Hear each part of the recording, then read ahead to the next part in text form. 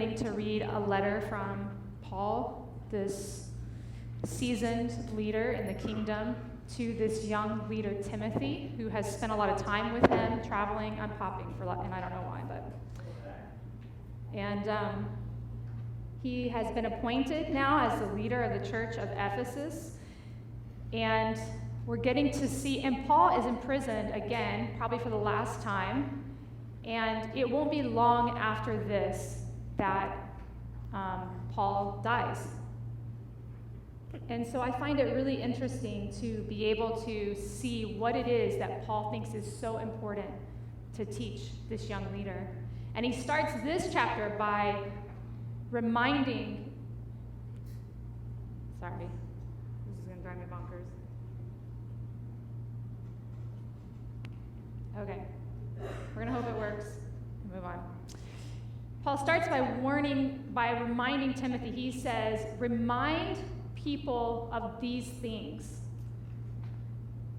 Remind the people of Ephesus. Remember yourself and remind the people of Ephesus of this gospel that he just finished describing in our last passage last week. That gospel is Jesus, flesh and blood, God on earth, Jesus, fully entitled to the earthly throne of David, living in cosmic self-denial, a real death, a real suffering, and a real resurrection that gave the world access to power that forgives sins and can literally transform the human heart. Remind them of these things.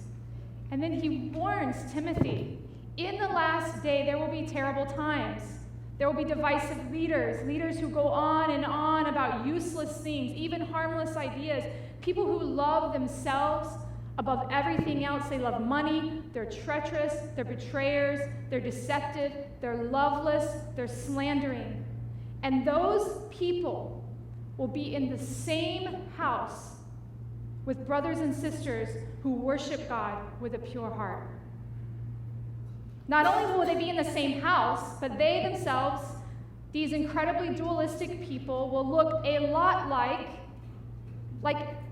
almost exactly like leaders who genuinely love God and the ways of the kingdom.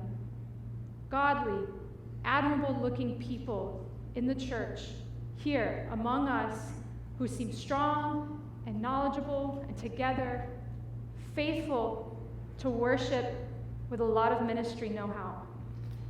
He says those people will have a form of godliness while at the same time deny its power in their life. And this caught my attention, as it did Elisa and maybe the rest of you. When I first read it, I just thought, those people, when I first read it about the quarreling and this list of people, I just thought, those people are terrible. The worst, the most. And then I got to verse 5, and I realized those terrible people, they don't look like the terrible people I imagined. They look like me. They look like you. But over time, something has happened inside of them. Paul says, don't forget this gospel that accomplished a real victory over death for us. But there will be people who look like the kingdom, who have actually denied its power. And I don't know if by deny he means like they don't believe it exists, but like denied access, refused, turned down, turned away. The power of this life-changing gospel to have access to their own heart and their own mind and their own actions to transform them. Paul is warning Timothy about people with full-blown hypocrisy and the road that gets us there. It's a clear word to us that there is no neutral ground when it comes to holiness.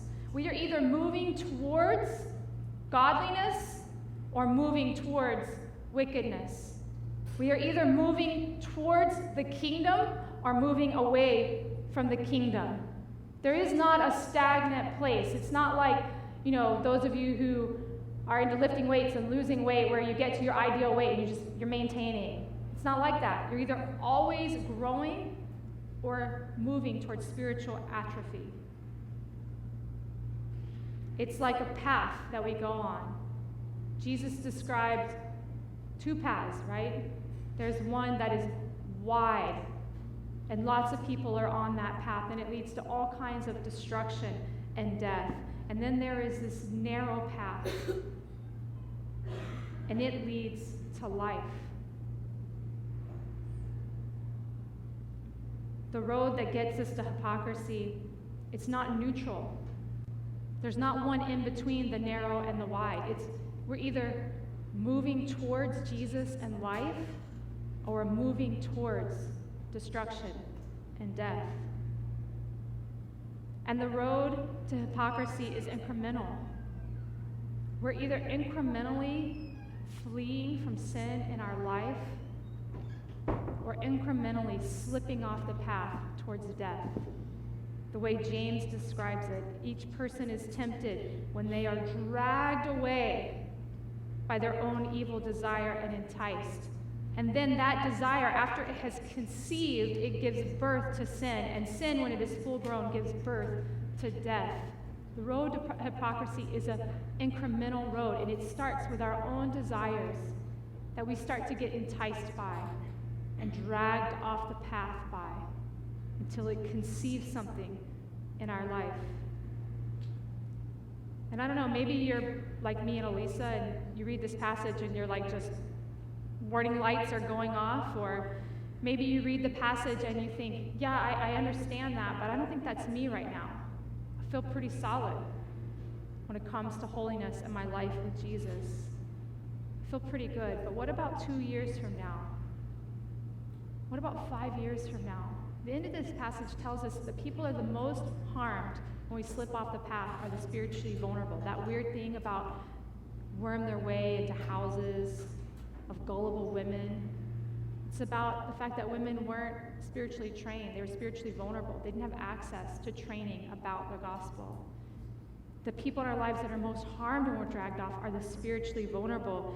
So how do we know, microchurch leader, if we're slipping off the path, if something is growing in our life that 5 years from now is going to be like gangrene, infecting us and killing all the tissue in us and the people around us? How do we know?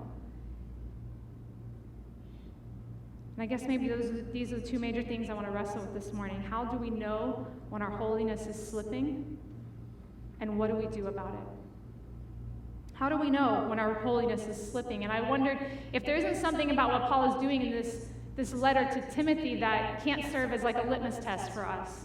And there were some things that stood out to me that I thought, I wonder if we could keep a check on these things. Would it help us to be able to know if I'm still on the narrow path or if I'm somehow slipping off of that path? And the three things, there are lots of them in the passage, but the three things that stood out to me that I'm going to talk about a little bit this morning have to do with our conversations, our words and how we use them, our fascinations, the things that just we get caught up in, and our affections, the things that we love. I want us to just consider these three things as a litmus test and to be able to ask ourselves, are they moving us toward and producing stuff that is kingdom, or moving away from and producing stuff that is more like the world? So let's start with conversations. You guys were already really interested in that this morning. There's lots of instructions in this fairly short passage that reference words and conversations and what we say and what we talk about and how we disagree and what we say about others. He talks about quarreling and foolish and stupid arguments and slander and unloving and being unreconcilable, boasting, sarcasm, lying, betrayal. Words and the way that we use them matter. Our conversations are not neutral. They are either pursuing Jesus' heart or opening the door for division and harm and broken relationships. Words, they are the thing that define that space between you and me. Words clarify or they confuse, they build or they destroy, They edify or they harm. Words assume the best or they assign blame. Words can be patient or rash. Words can listen or accuse. They are not neutral. They are taking us down a path, one path or another. And it's interesting to me, I think we all know what it feels like when that one sentence pops out of our heart, just slips out of our mouth, and it hooks us, and it leads us down a path. Something we didn't even know was in our heart, and just blurted it out, and it catches us, and it leads us down a path. Recently, there was a young ministry leader who took a new ministry role. The people who had led the ministry before her built the ministry. They had to step out of that role, and she was invited to pray and ask the Lord and discern if she should step into that role, and she did that, and she felt like the Lord said, yes, this is the right thing, step into it. She visited the underground recently, and she was talking to some of the staff, maybe Keisha, and Keisha was just like excited, like, hey, how's it going? It's so awesome, you're doing this new ministry thing, how's it going? And she just sort of snapped back, well, I didn't really have a choice, did I? And it was like the air got sucked out of the conversation. And they stood there.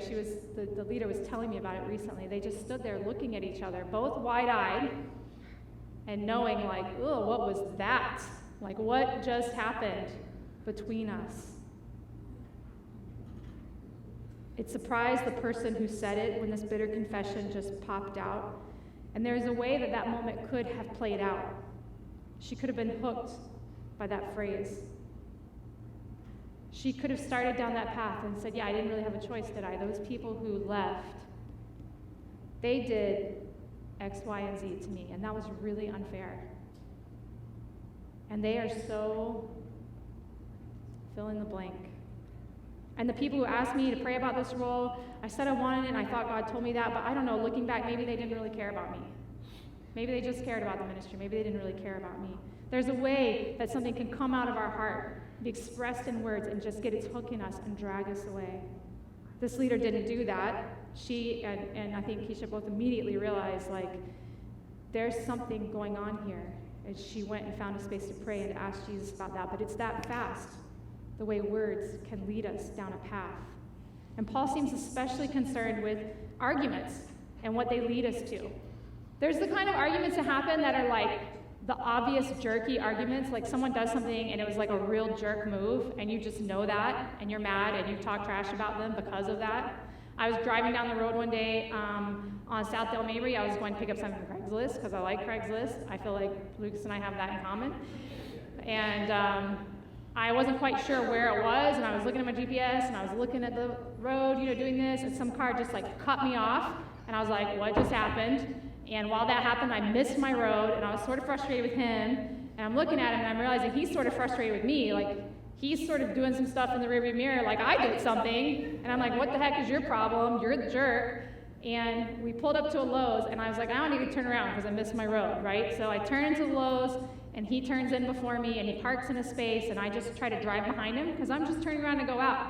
I think he thinks I did something to him, so he starts backing his car out at me as I come by him, like looking at me in the eye, backing his car at me. I was like, what the heck is going on? I'm getting out of here. So I drive out of the parking lot, and he starts following me, like aggressively following me. And we all have two different modes when something like this happens to us, flight or fight. Maybe a lot of people are flight. I don't feel that way. So I'm like, you're a jerk, and I'm saying a lot of choice words. I'm definitely slandering this guy at this point. So I'm driving down the road, and I'm like, how am I going to get away from this guy? So I see a Starbucks, so I pull in, and I'm like, I know what I'll do. Pull in the Starbucks. He's following me fast. So I pull up into the drive-thru right by the windows of the Starbucks. I throw my car in the park, and I jump out, hands in the air, like, what is your problem? Like, just as he drives by, he pulls his hat down, he puts his head down. Like, there's stuff like that happens. It's just like, you're a jerk, and I'm going to talk about the fact that you're a jerk. And that stuff happens in our friendships even. We do stuff to harm each other, and it's like, that was sucky, and I'm going to talk about how it's sucky. And usually what happens after we calm down is that immediate feeling of regret, like, that was dumb. Like, yeah, you were a jerk, but I probably shouldn't have said that stuff about you. It wasn't really true. And it's like easy to sort of repent and be like, I really said some things about you that were unfair. Like, you've actually been a great person to me for a long, long time. And I shouldn't have called you that name. It's easy in those moments to recognize the wrong and to repent. But what do we do with our more serious disagreements? The ones that are about important stuff with the people that we love and respect. The ones that don't have any quick resolutions. The ones where you might actually even sort of be right in the disagreement. How do those conversations start to pull us off the path? We start to find it hard to be kind to that person, maybe. Like genuinely kind, not like Southern kind. I come from a Southern family. All Southern people are kind until you walk away. But Paul says, be kind to everyone that you disagree with. Maybe we find it hard to be genuinely kind. Like we are still friends, kind of kind. We start to feel resentment towards that person. We start to name and to characterize people based on our judgment of this argument. And we slander them in more subtle ways. We ascribe wrong motives to people, even though we can't see their hearts or know their particular circumstances. We misrepresent another person's position on a topic without really determining what they actually think about it. Or when they make a mistake, and we start to rewrite history and to ascribe that mistake to all of their previous dealings with us or that topic. We blow out of proportion another person's sin, and we talk about it, and we impact the way other people view them.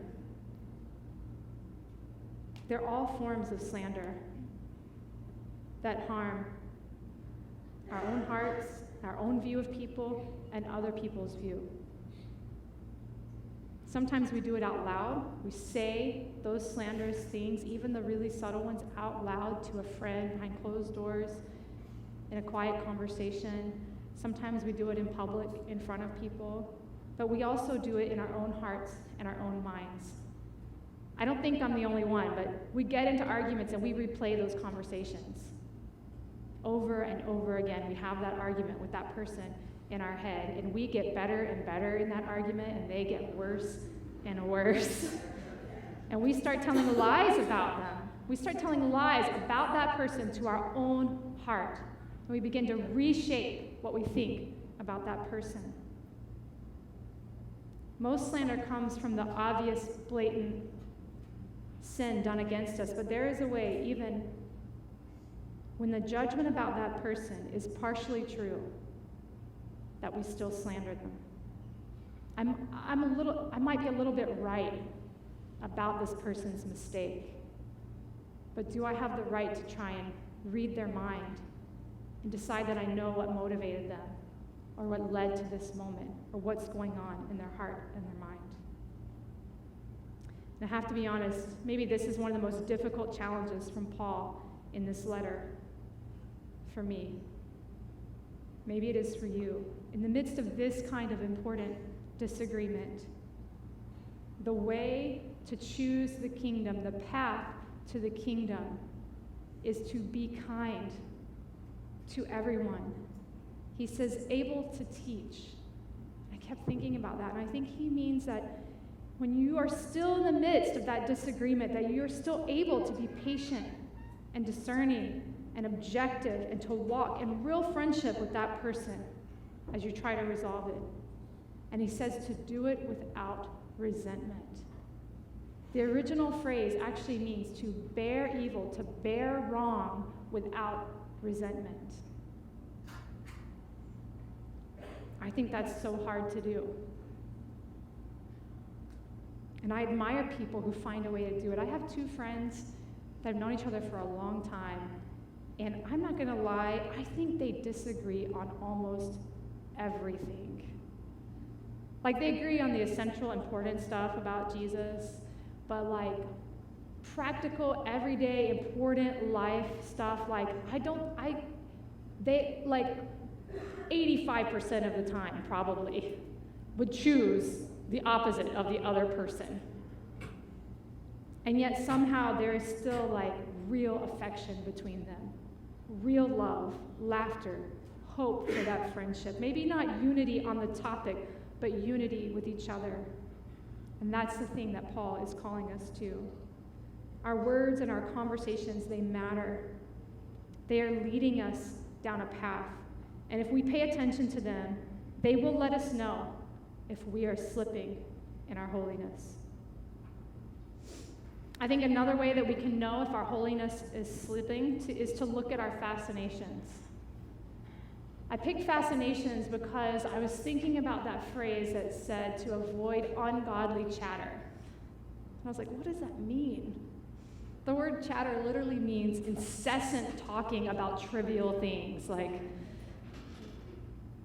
I'm not gonna lie, I think we all know somebody just like incessantly talking about trivial things, going on and on about things that don't matter. We've all met them, but the truth is sometimes we all do it. We all just get wrapped up in stuff. Like 90% of the conversations that we have probably don't have anything to do with anything spiritual or kingdom or Jesus. Sometimes we just get distracted and fascinated by weird things in life. Or maybe it's like a normal thing, but you just get wrapped up into it. Mostly for me, it's weird stuff. Like a year and a half ago, I don't know why, guys, I got really obsessed with Scientology. Exactly. I mean, I don't know if I just had more free time in my life, probably. I don't know what happened, but I read I watched 2 seasons of Leah Remini's TV show about Scientology. I watched 3 documentaries on it. I read 10 massive major journalistic writings on it. I listened to a book called The Unbreakable Miss Lovely about this journalist in the 60s, this tiny petite woman, journalist, who went after Scientology, and they basically just went for her, got her accused of a federal crime of terrorism and put on trial for it. And so wrecked that she almost committed suicide. I was in there. I was just so into it. And I was like, oh my gosh, these people are crazy, and the spiritual bridge to freedom, and all the money, and all the crazy stuff that's going on in there. And I would just talk about it to anyone. I tried to show some restraint, honestly, but if it popped out and you seemed a little bit interested, an hour would be done like that. I mean, I knew everything. I knew all the lingo. I even one night, I'm not gonna lie, I took a drive to pray, because I do that a lot, and I ended up in Clearwater. And I'm having a conversation with the Lord, and then I'm like, I'm in Clearwater. I know what's in Clearwater. The Mecca of Scientology. And I was driving around. I maybe even got followed at one point. There's all kinds of cameras down there. Even last night, I was talking to Monica in jail, and I just probably went on for 20 minutes because we were laughing so hard about it. But sometimes we just get wrapped up in stuff. And I don't know why. Maybe yours aren't as dumb as mine, but we get distracted and we get carried away, whether it's the stuff we're watching on Netflix, the latest shows or movies, or this workout or the concert we went to or the trip that we took, and we get distracted by it. And we find Jesus showing up in our conversations less and less. There's stuff we do or that we like, that we invest time in, that are hobbies, that are not pulling us away from the kingdom. They may actually be part of how we Sabbath or build community or love our families. But I think we know the difference when something moves from a healthy outlet to something that starts to eclipse our time and our attention. And all we have to do is take a look at it. What are we caught up with in our idle time and our passing conversations? Does Jesus still come up often for you? Does his name naturally come out of your mouth in conversations? When you're just hanging out with friends or your microchurch or your community or your family, it's an easy litmus test. Do I talk about Jesus when I'm not on doing ministry? The stuff we get fascinated with and caught up in, it's not neutral. It is leading us down a path. It is either leading us towards Jesus or distracting us, and often distracting those around us from him. I think the last way that I see in the passage to know if we were slipping is to look at our affections. There's this turn when we get to that part of chapter 3 where Paul starts using the word love. Lovers of self, lovers of money, people who don't love God. And he puts love of self first in the list. And I think most people would agree that he does that because all the other stuff in that list comes when we start to love ourselves more than we love anything else. At the core, people who had a form of godliness but denied its power were people who loved themselves more than they loved anything else. And it just didn't happen like one day. What we love is not neutral. It is leading us down a path. What we love, it gets in us and it starts to reshape our core motivations in life. There's a way to love ourselves that leads us further and further away from the heart of God. Those things that we start to get motivated by, they shape our decisions and they lead us further and further away from God. And those motivations will always come out eventually. It may not seem important today, but it will come out eventually. I mean, we are living in the height of the self-love movement. You know what I'm talking about? Like, it's out there. It's all about love, loving yourself, taking care of yourself, making sure that yourself is good. You know, the whole like Instagram selfie thing, that is all born out of this sort of like fascination with self. And it's like a quick way to self-love because you just take that picture and a bunch of people start hearting and heart. And you start to feel good about yourself for like 5 minutes until you see someone else's picture who's like prettier than you. We're like at the height of that right now. And the self-love movement was actually born out of the self-esteem movement that came out of the late 80s. There was this guy, Vasco in California, he was a politician in the late 80s, and he sort of was running for office, and he got elected, and he was sort of this, grew up like repressed, straight-laced Catholic home, and he got elected to office, to the Senate, and he showed up in his suit and his tie, and he was just like anxious every day. People just saw him like pacing up and down the hallway. He just felt like, I don't belong here. I don't know what I'm doing here. I don't think I'm the right person for this job. And he was just so like ridden with like what he would call so, low self-esteem. Just felt so bad about himself. He's just like, I really need to get some help. So he went to his priest, and that priest put him onto this humanistic psychologist, Carl Rogers, and he started to get mentored by this guy.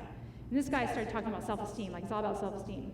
We've heard this, right? Like, if you can just feel good about yourself and think well about yourself, then, you're going to be able to accomplish anything that you want to accomplish, and your life is going to be really good. So he started working on self-esteem, and he started feeling really good about himself. And he started showing up in, like, Hawaiian shirts to the Senate floor, like, unbuttoned a little, with, like, gold chains in his, like, hairy chest, and, like, coming in to the Senate, And he became so convinced that this self-esteem thing was so important that he started making, like, proposals for projects around self-esteem to the Senate and trying to get money and budgets for it. People just thought he was crazy. Like, all the news outlets were just giving it to him in the news. Comic strips were like making fun of him for weeks or whatever. This is before social media.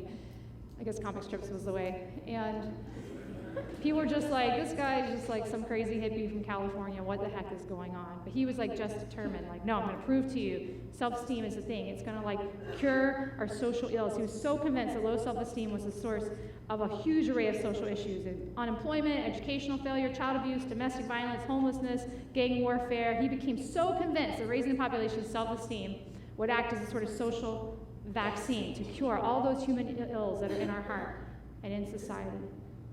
But no one believed him. But he sat on the board of a certain university, and he went to them and he said, I want to do a research project. I want you to help me do some research to see if there's a correlation between self-esteem and improvement of the human condition. So he's on the board. He has some control over the budget and the money on the board. They say yes. They get together a team of researchers, and these researchers go to work for 2 years studying self-esteem. They finish the study. They call him in the room. They give him the results for it.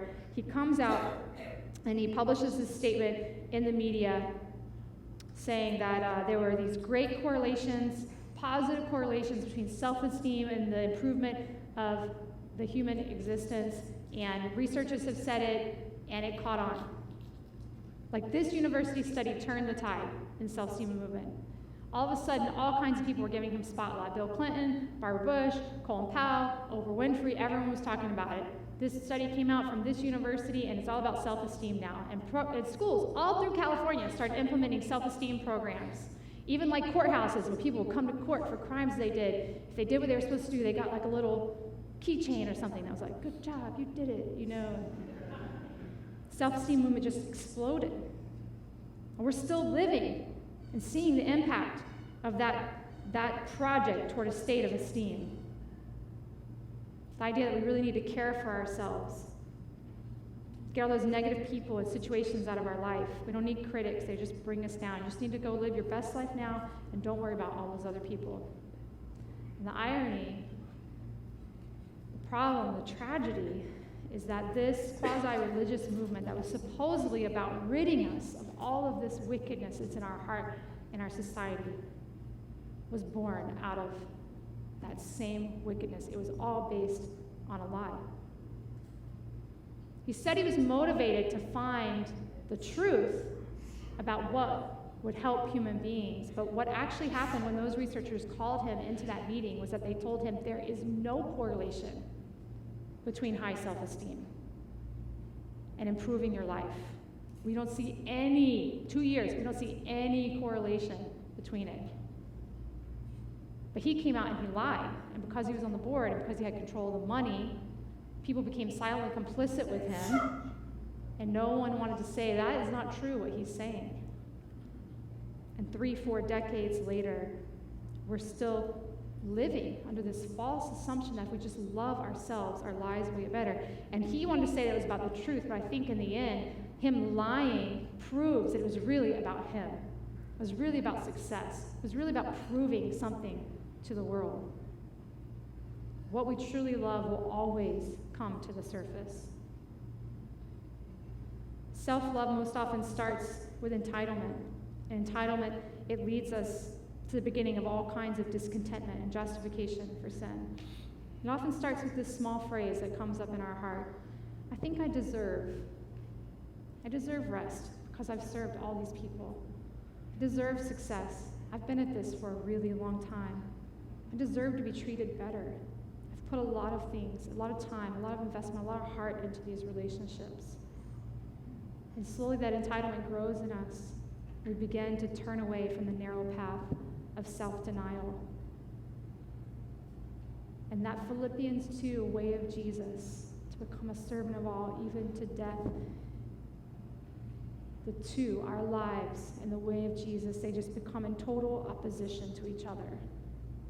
The more our love for ourselves grows, our grip tightens, and it's hard to hear anyone who calls us to deny ourselves for the kingdom. I think there is a kind of care, maybe for our lives and our person, our heart, our mind, that is kingdom. Things like Sabbath and inner healing and self-awareness and gift discovery. And I guess the question is, how do we know when that thing that we're doing that looks like self-love is kingdom, or if it's pulling us off a path? And maybe part of the way we know is if that thing leads us back to the people and the places that God has called us to lay down our lives again, then it's probably kingdom. If it helps us to get whole and full and able to go and pour ourselves out to love other people again, then maybe it's kingdom.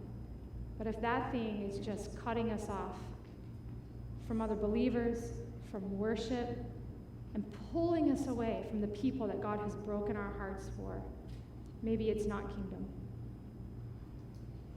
There is no neutral ground. We are always moving towards or away from the kingdom. What we love will always lead us closer to Jesus or further away from him. We're either growing in love for God or growing in love for ourselves and the world. And it's easy to just look maybe at these 3 things that I pulled out and to take a quick audit of our hearts and to know, are we slipping? Are there early signs in our life? And what do we do with that? Paul says when you just see a glimmer of these things in your life, he says cleanse yourself. flee. Like, you only flee something if you're like really in danger. He says flee, run for your life. Like if even 1 ounce of slander comes out of your mouth, or deception, or you start to notice that Jesus isn't really like in your week anymore. He says run from it, like your house is on fire, like a bear is chasing you, like a great white just appeared in the water. Run for your life. Cleanse yourself. Confess, repent, and get back on the path. He says pursue kindness and righteousness and faith and love and peace along with others who worship Jesus. If we want revival, you guys, if we want to see the people in our microchurches surrendering their lives to Jesus, to lead them well, to love them well, to not harm the spiritually vulnerable among us with our own hypocrisy, then holiness is important. We have to get serious. We have to get radical about cutting the things out of our life that lead us down that path. It's like an infection that you've got to take the whole round of antibiotics. You got to go all the way. You can't get near the thing that infected you ever again. It's like my sister-in-law who got breast cancer, and she got it at the same age that her mom had died from breast cancer. And so when it showed up, she just said, take it all. She's like, give me a hysterectomy, give me a double mastectomy, like whatever in there could bring this thing back, take it all. Because she had seen what that kind of disease could do to a person. We have to get radical in that kind of a way. The stuff we look at. If you struggle with some sort of like porn addiction, that there are things that you look at that they don't make you immediately turn to something like porn, but it gets in your head. You see that movie with that explicit scene that gets in your head. Or when someone harms you and you start to feel resentful and you start to nurse that thing and that conversation just over and over and over in your head. Maybe it won't cause you to harm that person right away, but it will start to grow and come out. We have to get in there and get these things out of our lives. Get radical about uprooting sin. This is the tension for me. I'm going to start to close if someone wants to come up, maybe. One of the musicians. This has been the tension for me in this passage. And Paul gives this command to cleanse ourselves, to repent and to confess, and to get ourselves clean so that we can present ourselves unashamed, as unashamed workmen, people that can be useful to Jesus and the kingdom and this broken world. To cleanse ourselves. I don't know if you've ever tried to cleanse yourself, if you've ever tried to root sin out of your life. But the reason we came to Jesus in the first place is because we had a moment where we realized, I cannot clean myself. This is frustrating for me about the passage. Because there is work that we have to do. We have to notice. We have to take captive our thoughts. We have to watch our actions. We have to look in there and figure out what is motivating us. We have to do that work, but there is this thing that happens when you confess and you repent, you fail again. People that struggle with addiction, you know this. You try and you get clean and you do well, and then you have a setback. And you're like, crap, okay, I'm going to start again.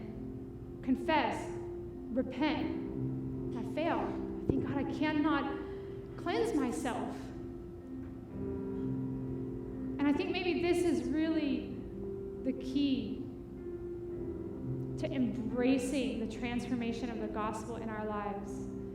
Is that this cleansing process that we do in ourselves, it creates this existential crisis in us.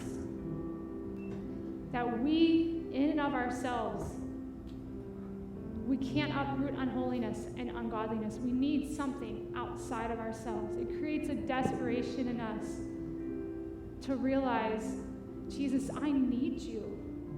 Like whatever it takes. My heart, just cut it wide open, Lord. Whatever it takes, get this thing out of me.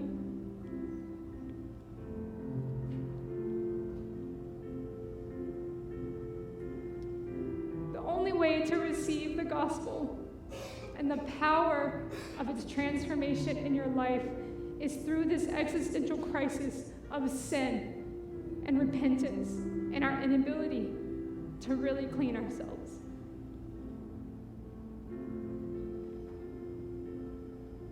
It brings us to a desperate place of needing Jesus. And the truth is that God is always giving us invitations to holiness.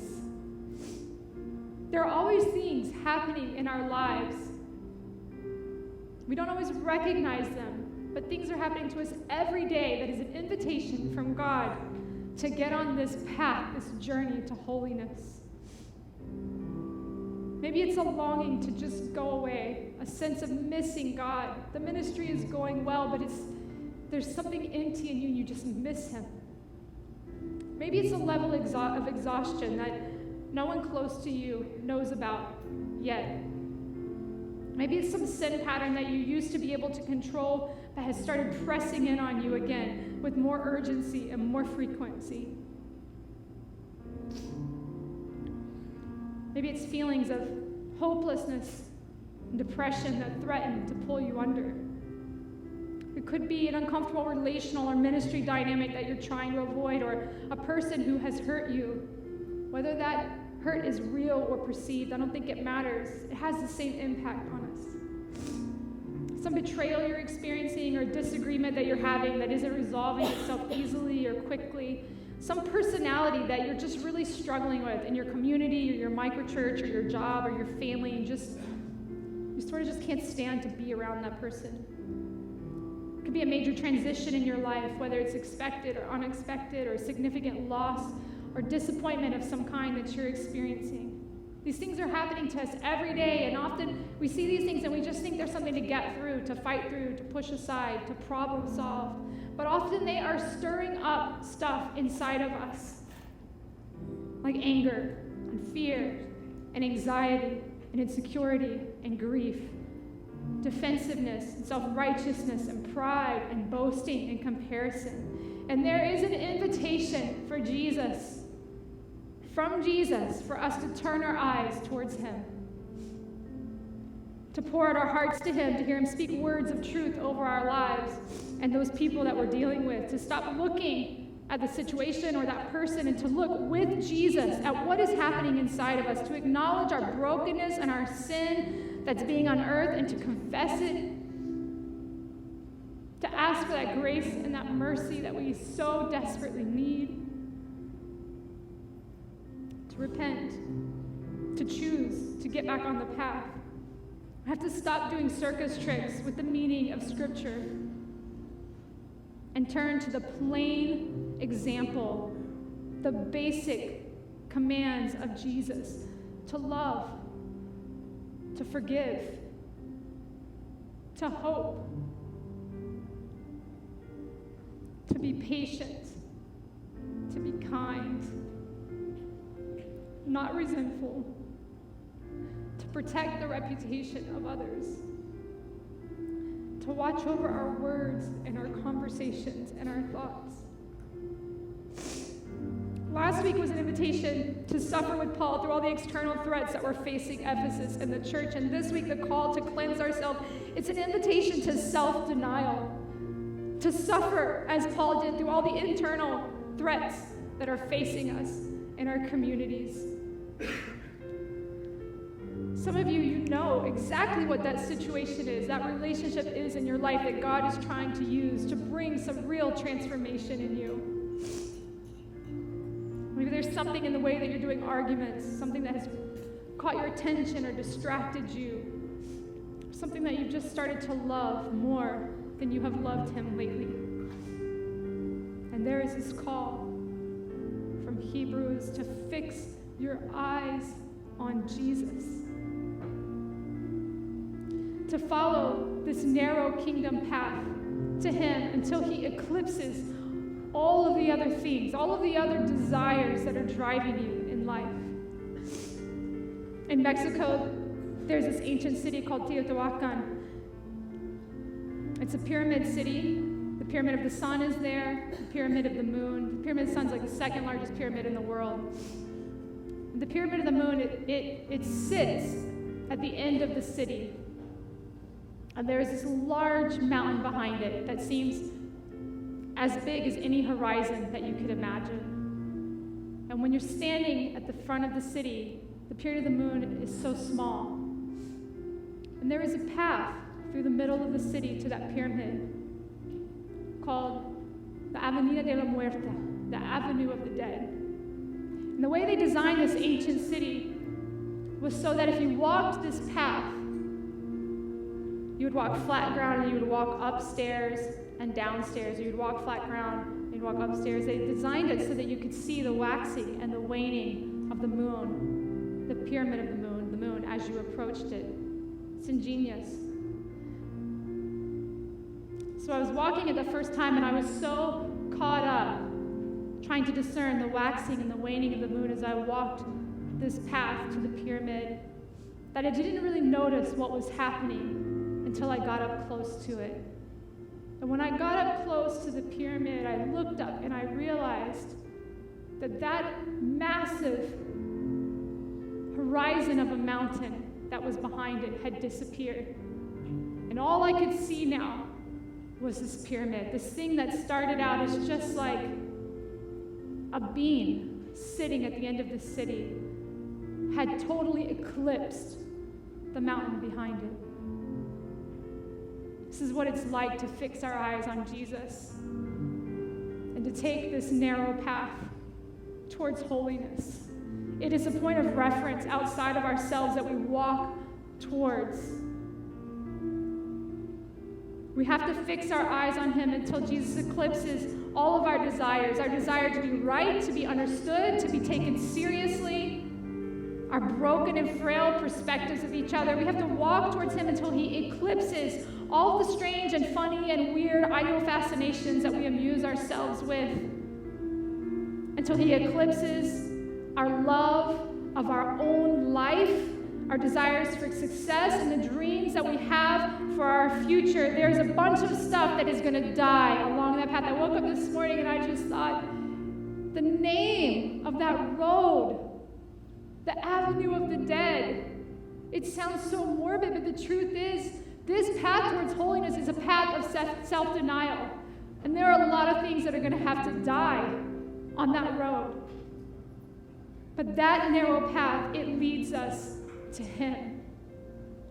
It is the way that we get to present ourselves to this King who has rescued us, that we love, unashamed. Workers who are useful, that still 5 years from now, 10 years from now, 50 years from now on our deathbed can find ourselves laboring beside Jesus for the redemption of the people that he loves in this world. As Lucas comes to lead us in communion this morning, I wonder if you would just close your eyes for a minute.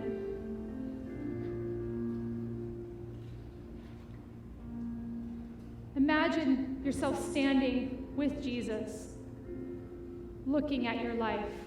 If you can do that, imagine yourself standing with Jesus at a distance, looking at your life together. Your life this past week or month or year. Invite him, look with him at the words that you've used and the conversations that you've had, your thoughts towards the people that you've disagreed with. Look with him at the stuff that has distracted you, what has been motivating you and gripping your heart. And ask him this morning to point to something. Jesus, what's been pulling me off the path?